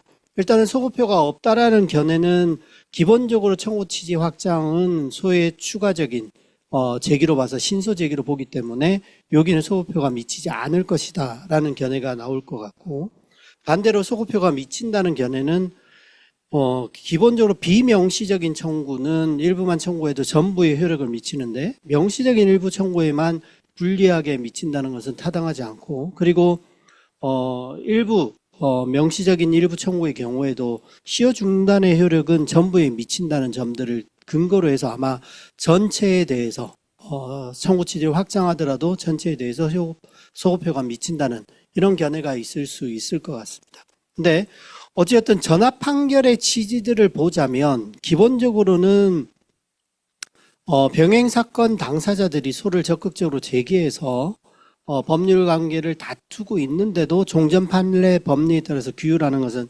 타당하지 않다라고 하면서 병행 사건의 당사자들 역시 판례 변경에 기여한 주체다라고 판단을 했다라면 그 일부에 대해서는 판례 변경의 기한 주체에 대해서 인정을 하면서 청구 취지로 확장한 부분은 인정을 하지 않게 되는 것들은 전압 판결의 취지에는 좀 맞지 않는 부분들이 있을 것 같고, 만약에 소급표를 인정하지 않게 되면 명시적으로 일부 청구한 부분에는 전압 판결이 미치고, 그리고 청구 취지로 확장한 부분에는 소급표가 미치지 않고, 반대로 이제는 확장한 이후에 전압 판결 이후 부분은 다시 소급표가 미치게 돼서 하나의 판결 내에서 소급표가 미치고 안 미치고 다시 미치는 이런 부분들이 있기 때문에 법원의 판결들, 최종의 판결을 받아봐야 되겠지만 아마 청구 취지로 확장한 부분에도 소급표가 미친다고 볼 가능성이 좀 더 높지 않을까라고 보고는 있습니다. 두 번째로 동일한 회사에서 일부 근로자들만이 소송을 제기한 경우, 그러면 소를 제기하지 않은 동일한 회사의 타 근로자들에게는 효력이 미칠 것인가에 대한 부분들입니다. 그런데 기본적으로 전압 판결에서는 소급표가 부정된다. 그러니까 병행사건 당사자들에게 예외적으로 소급표가 미치는 이유 자체는 소를 제기하지 않은, 일단은 판례 변경에 함께 기한 주체고 그 사람들은 소를 제기하지 않은 집단과는 다르다고 봤기 때문에 원칙적으로 돌아간다면 이 부분, 소를 제기하지 않은 그 회사의 근로자들에게는 소급표가 미치지는 않을 것으로 보여집니다. 다만 그럼에도 불구하고 회사가 그러면 소급표가 미치지 않기 때문에 소를 제기하지 않은 근로자들에게도 에는 그 효력을 인정하지 않겠다고 했을 때에 미치는 파급 효과는 별도로 보아야 되지 않을까라고 봅니다. 왜냐하면 기본적으로 소를 제기하지 않은 분들이 권리 위에 잠자는 분들도 있겠지만 오히려 회사를 신뢰해서, 회사가 만약에 이 부분이 법원에 가서 어떻게 다투어졌을 때 회사가 이 부분은 조정해 줄 것이다. 그리고 회사에 대해서 쓸데없는 분쟁을 일으키는 것들은 좋지 않다라는 차원에서 소를 제기하지 않는 분들이 많기 때문에 이렇게 오히려 회사를 신뢰해서 소를 제기하지 않은 분들에 대해서는 전압 판결의 소급표를 인정해 주지 않는다라면 앞으로 이제 회사와 관련해서 이런 분쟁이 발생한다면 무조건 소를 제기하지 않을까, 그런 영향들도 있기 때문에 이 부분은 회사가 정책적으로 판단할 부분들로 보여집니다. 그리고 연차유급휴가 미사용 수당에는 소급표가 미치는지와 관련해서 예를 들어서 2023년도에 제공한 근로와 관련해서 그러면 2024년도에 연차휴가가 발생하게 되는데 그 중에서 일부만을 사용하게 되면 24년도에 사용하지 않은 남은 연차유급휴가에 대해서는 2025년부터 연차유급휴가 미사용 수당 청구권이 발생하게 됩니다. 그러면 이 부분에서 과연 근로를 제공한 시점에는 소급표가 미치지 않는 거니까 근로를 제공한 시점을 기준으로 봐야 되는 거냐, 아니면 연차유급휴가 미사용 수당 청구권이 발생한 시점을 기준으로 소급표가 미치는지를 봐야 되느냐, 여기에 따라서 견해가 대립될 수가 있을 것 같습니다. 그런데 개인적인 견해로는 아마도 연차유급휴가 미사용 수당 자체의 청구권은 2025년도에 발생하기 때문에 비록 근로를 제공한 시점은 2023년도라고 하더라도 미사용 수당 청구권이 발생한 2025년도에는 이 전압 판결의 효력이 미치기 때문에 그 시점에는 전압 판결의 효력이 미칠 것으로 판단됩니다. 그리고 만약에 전압 판결 전에 회사가 임금 체계를 개편하면서 여러 가지 임금도 올려주고 그렇게 하면서 부재소 합의를 체결하는 경우들이 많이 있었습니다. 그러면 전압 판결 전에 부재소 합의를 체결했을 때에 이제는 소를 제기하지 않겠다. 통상임금이 늘어나더라도 회사를 상대로 해서 통상임금과 관련된 소송을 제기하지 않겠다라는 부재소 합의를 체결했을 때 이것이 유효할지에 대한 부분들입니다. 근데 기본적으로는 원칙적으로 부재소 합의를 유효하기는 하지만 노동 분쟁과 관련해서는 법원이 부재소 합의의 효력들을 인정하는 경우들이 많지가 않고요. 그 다음에 기본적인 판례의 취지는 부재소 합의라고 하더라도 이 합의 당시에 각 당사자가 예상할 수 있는 상황에 관한 것이어야만 유효하다라고 보고 있기 때문에, 그러면 당시에 각 당사자들이 이런 전압 판결이 나올 것을 예상했는지에 대한 부분들이 입증이 돼야 되는데 아마도 그 시점에는 이번 전압 판결과 같이 재직자 조건을 완전히 무효로 하면서 고정성을 폐기할 판결이 나을 것이라고 예상하기는 힘들어서 부재소의 합의의 효력들은 부정될 가능성이 조금 더 높지 않을까라고 보고 있습니다. 그 다음에 또 다른 이슈들을 한번 살펴보자면 아까 1세션에서 말씀 주셨는데 재직자 조건은 무효냐 아니면 재직자 조건에 따라서 상여금들을 미지급했을 때 임금 체불이 되는지에 대해서는 일단은 재직자 조건이 유효인지에 따라서 가는데 기본적으로 이번 전합 판결에서는 재직자 조건에 대해서 아주 명시적으로 유효하다라고 판단을 하지 않고 그런 임금에 대한 조건들을 자유롭게 부과할 수 있다라고 하면서 이 조건의 효력 문제하고 이 조건에 부과된 임금 항목이 통상임금에 해당되는지는 별개의 문제라고 하면서 여기에서는 재직자 조건이 이제는 있음에도 불구하고 고정성을 폐기했기 때문에 통상임금에 해당된다라고 판단을 했습니다. 그러면 기본적인 취지 자체는 재직자 조건을 인정하고 간 것으로 추정은 되지만 모든 재직자 조건이 유효한지에 대해서는 조금 다른 견해가 있을 수도 있지 않을까. 예를 들어서 너무 긴 시간에 대해서 재직자 조건이라는 이유만으로 임금을 전액 지급하지 않는다든지 이런 부분들은 달리 판단될 가능성도 조금은 남아있다라고 보여지기는 합니다. 하지만 결론적으로 볼 때는 일단은 이번 전합에서는 재직자 조건에 대해서는 유효함을 전제로 하고 간 것이 아닌가라고 보고는 있습니다. 그 다음에 아까 2세션에서 말씀을 주셨는데 명절 수당이나 학예 휴학이 같은 지급 주기가 긴 수당이 통상임금에 해당되는지에 대해서 이번 판결의 취지 자체는 전합 판결의 취지 자체는 왜 이 부분에 대해서 명시적으로 판단하지 않고 갔는지는 기본적으로 아마 제가 추측하기로는 이 판결에서는 보면 회사와 근로자 간에 합의를 하면서 850%의 상여금을 지급한다. 그런데 이것을 어떤 방식으로 나누는지를 하면서 그 중에 하나로 설, 추석 상여금, 학예 상여금이 이렇게 들어가 있었기 때문에 기존의 정기 상여금 중에 하나로 그냥 판단해서 별도로 설, 추석 상여금이나 학예 상여금을 구분하지 않고 간 것이 아닌가라고 보여집니다. 그래서 이 부분에 대해서는 그냥 통상임금이 인정됐는데 만약에 회사에서 이런 정기상여금 말고 정기상여금을 예를 들어서는 뭐 400% 하는데 요거는 1년에 4번을 나눠서 주는 거는 별개고 혹은 정기상여금은 없는 회사에서 설, 추석 상여금만 1년에 2번을 별도로 지급한다라고 했을 때에 그리고 그것은 지급일에 재직하기만 하면 하루를 재직하더라도 지급한다라고 했을 때 이 부분도 그냥 자동적으로 통상임금에 해당될지는 조금 다른 문제가 아닌가라고 보여집니다. 앞서 말씀드린 것처럼 지금 전합 판결에 나온 거는 기본적으로 정기상여금을 850%로 정하면서 이것을 나누는 명목들을 정기상여금, 추석상여금 이렇게 나눠놨기 때문에 별도의 정기상여금과 구분되지 않는 것으로 봐서 아마 통상임금성을 인정했는데 그거와 무관하게 설, 추석 상여금만 있다라고 했을 때 하루만 재직하더라도 만약에 명절 상여금을 전액을 지급한다라고 한다면 이것을 과연 소정근로의 대가로 볼 수 있을지에 대해서 의문이 되기 때문에 이 부분은 또 다른 분쟁이 되지 않을까라고 예상하고 있습니다.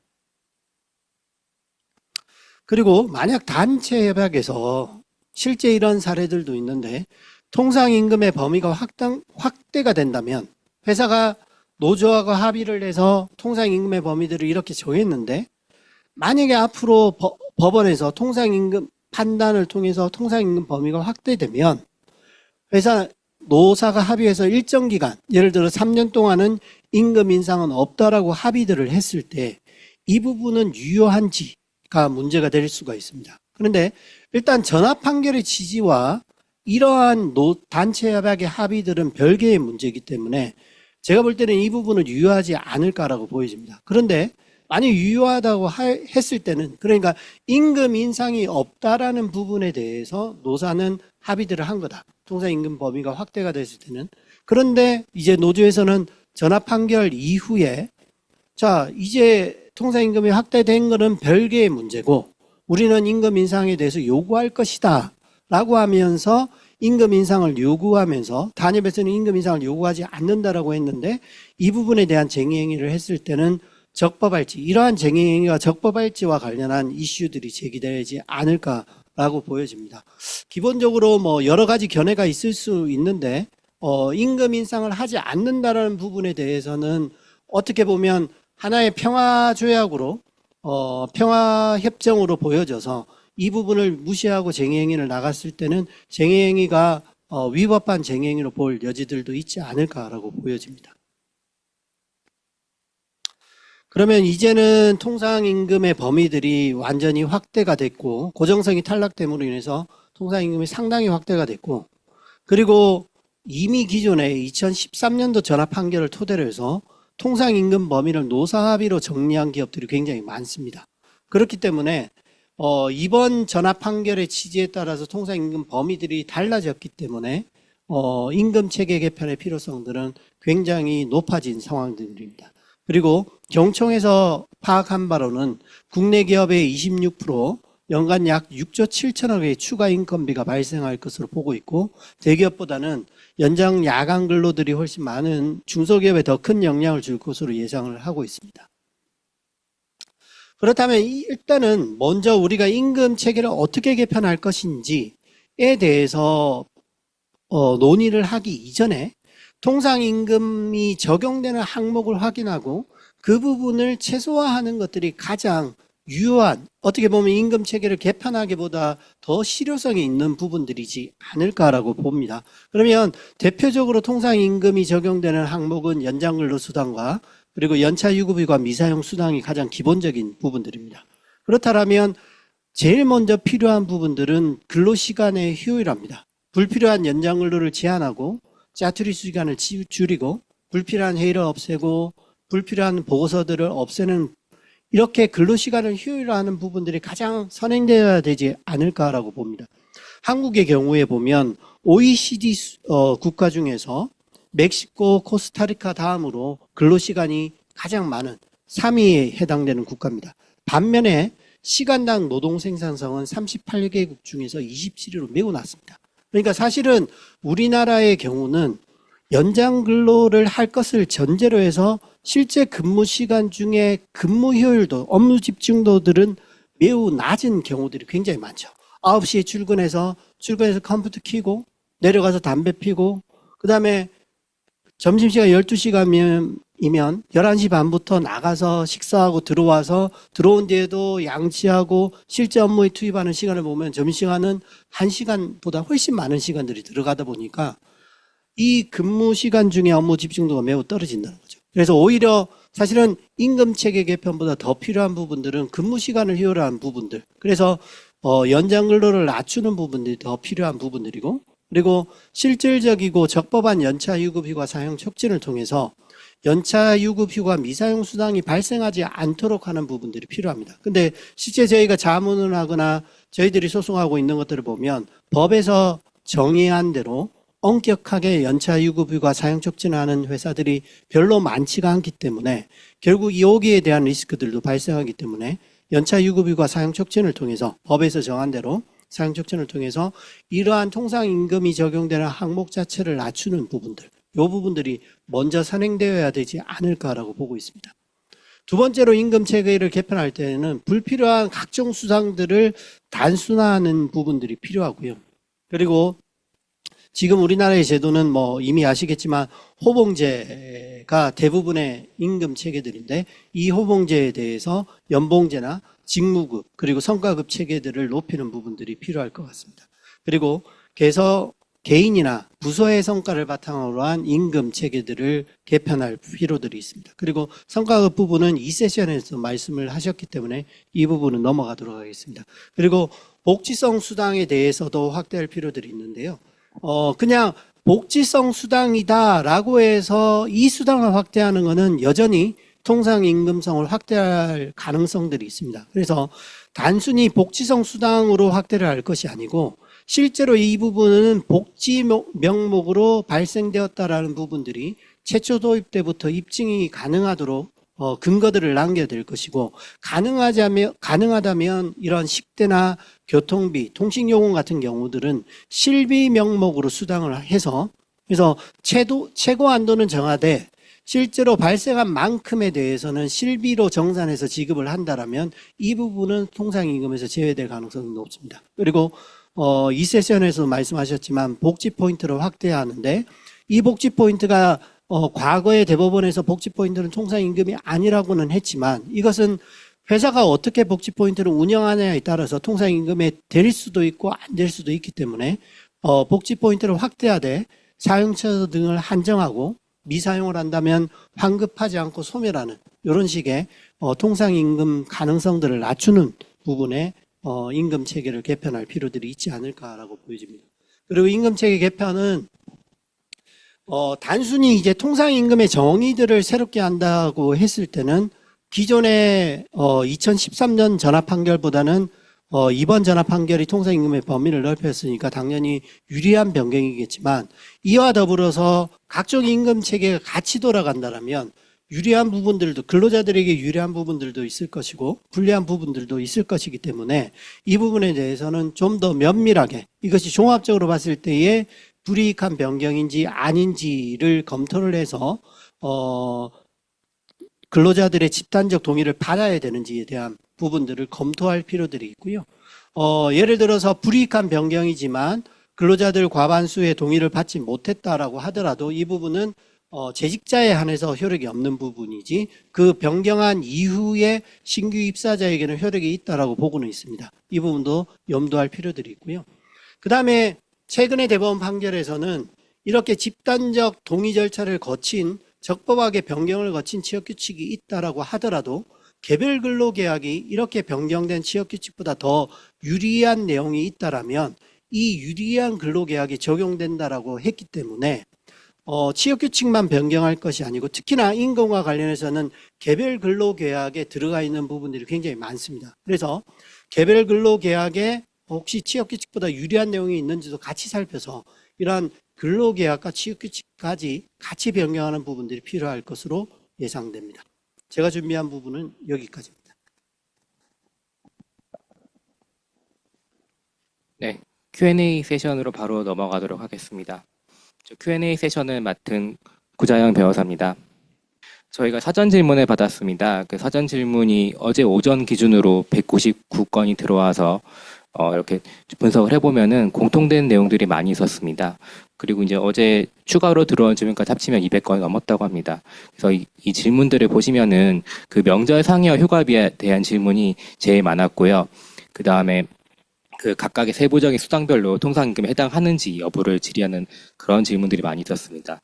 그 밖에 실무적인 대응 전략이나 임금체계 개편 방안에 대한 일반적인 질문들이 있었고, 그 장래효와 소급효의 구체적인 내용이나 또 이와 관련된 노사 합의의 유효성을 묻는 그런 질문들이 많이 있었습니다. 그래서 저희가 그 사전 회의를 여러 차례 하면서 이런 질문들을 최대한 저희 발표 자료에 발표 내용에 포함시키도록 노력했습니다. 여기 지금 Q&A 세션에서는 그 앞에 발표에 포함되지 않았던 내용을 중심으로 해서 그 구체적인 질문을 다뤄보도록 하겠습니다. 첫 번째 질문입니다. 대법원의 장래효에는 구속력이 없으므로 하급심에서 이를 따르지 않을 수도 있다는 이런 설명도 있는데, 여기서 어떻게 생각하는지 이런 질문이신데요.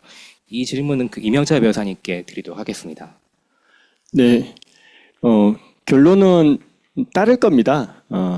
먼저 이제 대법원 장래효 구속력이 없다고 질문에 전제되어 있는데, 전원합체 판결이고, 그리고 전합 판결의 새로운 법리의 그 시적 범위에 관해서도 법리로서 명확히 선언을 했기 때문에 구속력이 있는 겁니다.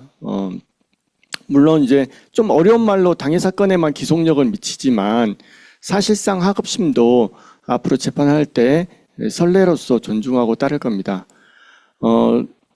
이제 이 질문이 왜 나왔는지 생각해 보면 2013년 전합 판결에서 고정성 인정했는데 재직 조건 유효하다고 했는데 세아베스틸 사건에서 하급심이 그거 치받지 않았느냐, 반기를 들었지 않느냐, 또 똑같이 장래효만 원칙적으로 인정된다 그랬는데 하급심에서 이제 근로자들에게 유리하게 반대 판결을 하면 어떠냐, 이런 생각을 하시는 게 아닌가 싶은데요. 그렇지는 않을 겁니다. 왜냐하면 이제 그 고정성 문제는 실체적인 문제고 좀 법리적인으로 다른 생각이 있을 수 있는데요. 이제 어떤 전원합의체 판결의 효력 범위하고 관련해서는 이제 유형 결정의 그 소급표 문제에서 대법원이 여러 차례 판결을 선고했고, 그리고 또 지금 대법원장님이신 조희대 대법원장님께서 과거 대법관 시절에 명의식탁 사건에서도 이제 소급표 제한 문제를 언급을 하셨습니다. 그래서 이런 그 장래의 문제에 대해서는 이미 여러 차례 선고가 있었는데 여기에 대해서 반기를 들고 반대 판결한 하급심 판사는 한 명도 없었습니다. 결론은 따르지 않을 수도 있다. 이런 염려는 내려놓으셔도 되지 않을까 싶습니다. 네, 감사합니다. 그 다음 질문 넘어가겠습니다. 그 고용노동청의 임금체불 진정 시에도 장려율을 적용할 것인가 이런 질문이 있는데요. 제가 간략하게 답변 드리겠습니다. 그 노동청 임금체불은 또 법원 판결과 다르게 또 다른 기준을 적용할 수 있지 않느냐 이런 취지의 질문을 하시는 것 같고요. 그 노동부에서 지금 판례의 취지하고 법 집행 방향에 대해서 다각도로 검토를 하고 있는 것으로 알고 있습니다. 이 법 집행에 관련된 문제이기 때문에 검찰과도 협의를 해서 방침을 정할 것이라고 보이고 또 아마 이르면은 이달 내에 이제 지침이 나올 것이라고 그렇게 알고 있습니다. 다만 여기에 대해서 뭐 여러 가지 의견이 들어가고 있는 것으로 알고 있는데 다만 저희가 생각하기에는 대법원이 법률관계 안정을 위해서 장려율을 선언했기 때문에 법에서 정한 바와 달리 노동청 진정에서 이와 반대되는 방향으로 해서 진정의 임금 체불을 열어줄 가능성은 좀 낮을 것 같습니다. 그리고 노동청 진정 사건도 결국 기소되는 경우에는 법원의 판단을 받기 때문에 아마도 대법원의 입장을 따라서 가지 않을까. 그래서 결과적으로 임금 체불 판단을 하지는 않을 것으로 그렇게 생각을 하고 있습니다. 저희 다음 질문인데요. 이 3번에 그 하나생명보험 사건의 경우에 원심이 제시한 원래 논리 중에 재직 조건 무효라는 이런 논리는 부정이 되었는데도 항소심 판결 선고 이후에 이런 이자율이 다툼의 여지가 없는 경우에 적용되는 연 15% 이자율이 그대로 인정되어서 확정이 되었습니다. 그렇게 되면 현재 진행 중의 소송들이 동일하게 이런 기준으로 판단될 것인가? 뭐 구체적인 아주 세부적인 내용일 수도 있는데 소송을 겪고 있는 기업에서는 이런 부분에 관심들이 많이 있는 것 같습니다. 이 부분도 이명철 변호사님께 제 질문 드리겠습니다. 예. 이제 원금도 중요하지만 지연이자도 상당히 중요합니다. 연 15%는 꽤 큰 금액이거든요. 이게 이제 일반적으로 민사소송에서 원고가 청구한 게 전부 인정된다 할 때는 보통은 소장부본 송달 시까지는 이제 민사사건은 5%, 상사는 연 6%, 그리고 그 다음 날부터 다 갚는 날까지는 소송 촉진 등에 관한 특례법에 따라서 과거에는 15%였다 지금은 이제 12%인데요. 하여튼 이렇게 소촉법이 적용이 됩니다. 근데 이제 일부만 인정이 됐을 때 원고 청구가 1억인데 뭐 9,900만 원만 인정이 된다. 이런 경우에도 당사자가 상대방 피고가 다툴 만한 이유가 있었으니까 그런 경우에는 소송 촉진 등에 관한 특례법 높은 이유를 적용하는 걸 판결 선고 일부터 다음 날부터 적용을 해줍니다. 근데 이제 이렇게 그 소송 촉진 등에 관한 특례법상 이자율을 언제부터 적용할 건지 소장부본 송달일이냐 판결 선고일이냐 요 기준은 이제 원고 청구가 전부 인용되느냐 아니면 이론이라도 깎이느냐를 기준으로 하는 거지 판결 이후에서 예를 들어서 어떤 논리를 채택했느냐는 전혀 영향을 미치지 않습니다. 따라서 우리 하나생명 그 사건에서 원심 논리가 인정 안 됐다고 하더라도 결론 주문만 똑같으면 그 지연이자에 관해서는 원심의 논리가 채택되지 않은 게 영향을 미치지는 않습니다. 그래서 이제 혹시 이제 지금 소송이 계속 중인 그런 기업들이 계시다면 이제 지연이자 부분에 대해서는 인용 금액이 청구 취지에서 달라지느냐 그것만 기준으로 판단된다 이렇게 이해하시면 될 것 같습니다. 네, 감사합니다. 다음 질문인데요. 그 연장 근로를 조건으로 해서 지급하는 급여는 전혀 통상임금에 해당하지 않느냐. 그 만근을 조건으로 지급하는 경우, 연장 근로 몇 시간 이상을 조건을 지급하는 경우, 이런 경우에 뭐 전혀 임금에 해당하지 않는, 통상임금에 해당하지 않느냐는 질문인데요. 여기에는 이제 그 기재가 안 돼 있는데 그 원래 질문 내용을 보면은 아마도 그 만근을 조건으로 하더라도 그 중에 일부는 소정 근로일이고 일부는 아니니까 일부라도 통상임금에 해당할 수 있지 않느냐, 이런 취지의 질문인 것 같습니다. 그 이 부분은 앞에 발표에 자세히 나온 내용에서 제가 간략하게만 그냥 정리하고 넘어가도록 하겠습니다. 결국에는 결론적으로는 통상임금에 해당하지 않는다고 봐야 될 것 같고요. 이런 그 만근일 혹은 소정근로일수를 넘는 일수를 조건으로 한 경우에는 통상임금에 해당하지 않는다고 대법원에서 명시하고 판단을 했기 때문에 이러한 경우에는 결국은 소정근로 외에 다른 조건이 추가로 있는 경우고 통상임금에 해당하지 않는다. 전체적으로 해당하지 않는다고 봐야 될 것 같습니다. 다만 이제 실제로 이런 어떤 조건이 명목상의 조건만 있는 거고 구체적인 실질적인 의미는 좀 다르다, 이런 판단을 할 수 있는 그런 사안이 있는 경우를 완전히 배제할 수는 없겠지만은 원칙적으로 이런 조건이 적어도 실질적인 의미가 있는 이상은 통상임금에 해당하지 않는 것으로 보는 것이 맞는 것 같습니다. 다음 질문으로 넘어가도록 하겠습니다. 5번째 질문인데요. 이 회사에서 그 당사는 차량 유지비에 근무일수 조건을 붙여서 지급하고 있었는데 2024년 전압 판결 이후에 근무일수 조건의 존재로 인해서 오히려 소정근로의 대가성이 강화되는 것은 아닌지 걱정을 하고 있습니다. 그렇다면 근무일수 조건을 폐지하는 것이 오히려 바람직하지 않을지, 이렇게 질문 주셨는데요. 이 부분은 그 이광선 변호사님께 질문 드리겠습니다. 네, 결론적으로 말씀드리면 근무일수 조건으로 인해서 통상임금성이 더 강화되는 것은 아니고, 앞서 말씀드린 것처럼 이 차량 유지비가 어떻게 지급이 되었는지, 시초부터 이게 복리후생 명목으로 지급되었는지, 그리고 오히려 통상임금성의 리스크를 낮추려면 앞서 제 강의 때 말씀드렸던 것처럼 실비정산 명목으로 해서 실제 예를 들어 월 50만 원을 지급하되 실제로 그 주요한 영수증을 바탕으로 해서 실비 명목, 그리고 예를 들어 업무 목적으로만 사용했을 때에 주요한 금액 한도 내에서만 지급하는 이런 식으로 하는 것들이 오히려 통상임금 리스크를 낮추는 그런 요인이 될 것 같습니다. 네, 답변 감사합니다. 다음 질문입니다. 사이닝 보너스와 리텐션 보너스도 통상임금에 해당하는가, 이런 질문인데요. 이 부분은 앞에 관련된 내용도 있었지만 제가 간략하게 말씀드리도록 하겠습니다. 먼저 사이닝 보너스의 경우에는 우선 임금성에 해당하는지가 문제가 됩니다. 여기에 관련해서 대법원 판결이 있었는데 대법원에서 그 사이닝 보너스, 처음에 이직하거나 입사할 때 지급하는 보너스는 2가지로 해석할 가능성이 있다, 이렇게 판단했습니다. 입사의 대가 혹은 근로계약 체결의 대가로 보는 그런 대가로 보는 견해가 있을 수도 있고, 또 다른 한편으로는 앞으로 받을 임금을 성급하는 그런 임금의 의미로 볼 수도 있다. 이렇게 경우에 따라 나눠서 보아야 한다고 판단했고요. 대법원은 계약 체결의 동기나 목적 혹은 구체적인 약정, 반환 약정이 있는지 여부 등 이런 약정들을 종합적으로 고려해서 판단을 해야 한다고 보았습니다.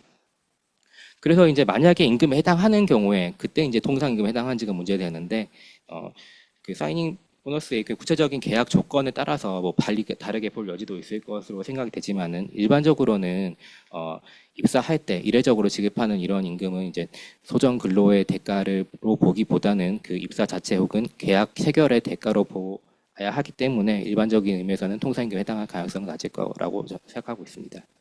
리텐션 보너스가 있는데 이건 입사할 때 계약을 할 수도 있고 중간에 재직 중에 계약을 할 수도 있는데 일정 기간 3년, 5년 이렇게 재직을 할 경우에 후에 지급하는 형태인데요.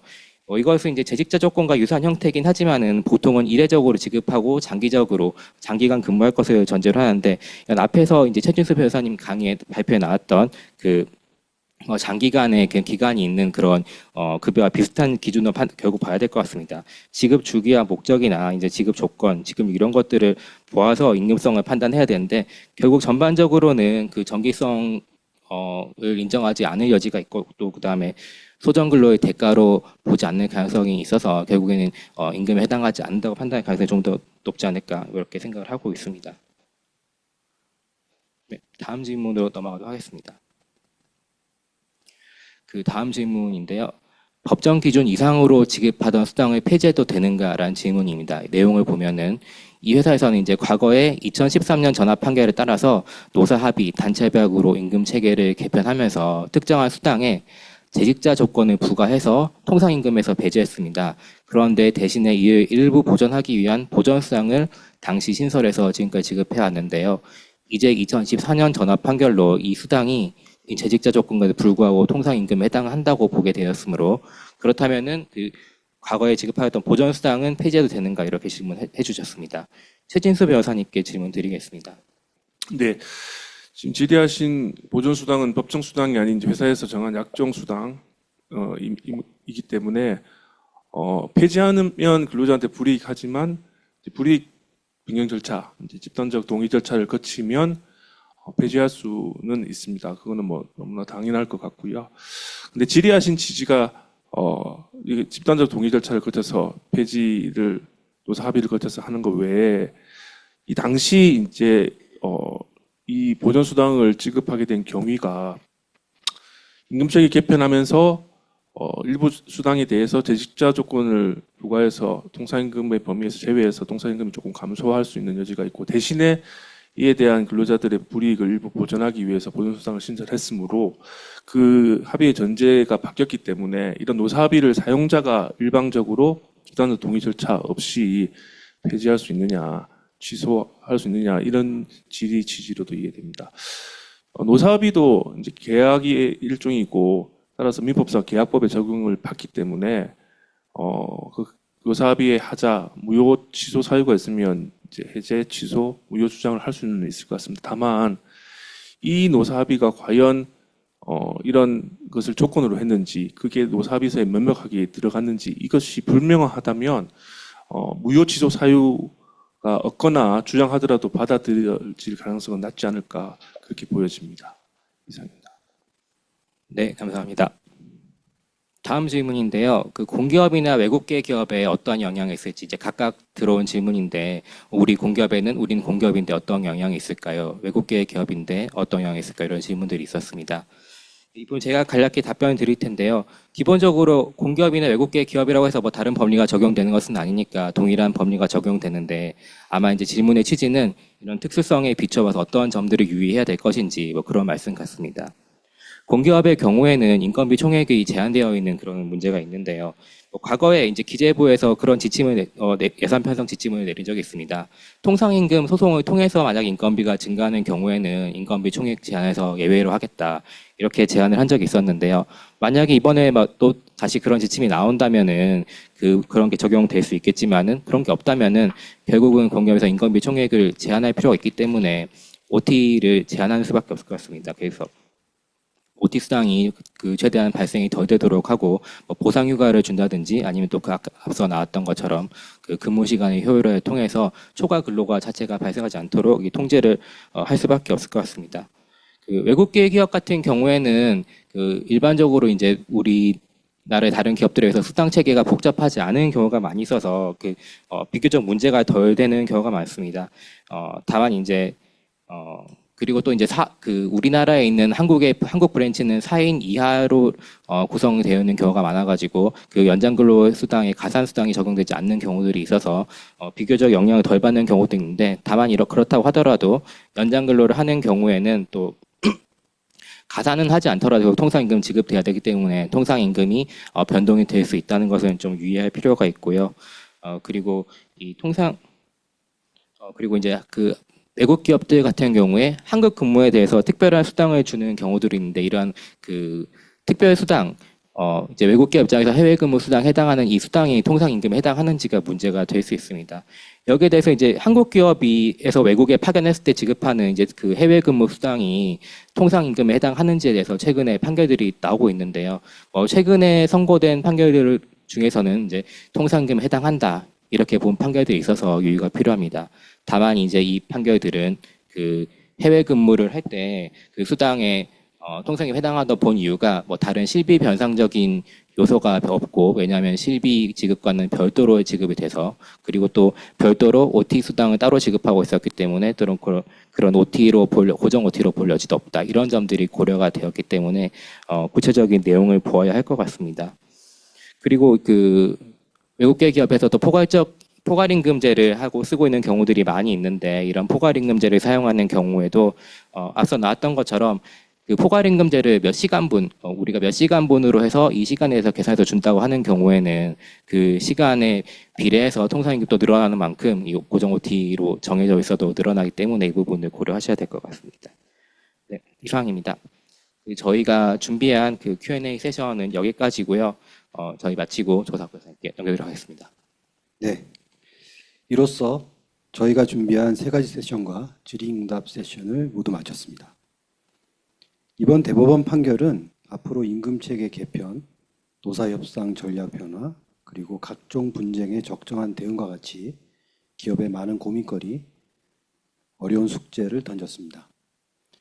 율촌 노동팀은 향후 상황 전개를 유심하게 살피고 적절한 시점에 다양한 방식으로 소통하는 기회를 또 만들도록 하겠습니다. 긴 시간 끝까지 관심을 가지고 저희 세미나에 참여해 주셔서 대단히 감사합니다. 마지막으로 오늘 발표한 자료는 오늘 웨비나에 직접 참여해 주신 모든 분들께 신청 메일로 배포해 드리도록 하겠습니다. 그럼 이것으로 세미나를 모두 마치겠습니다. 긴 시간 경청해 주셔서 감사합니다.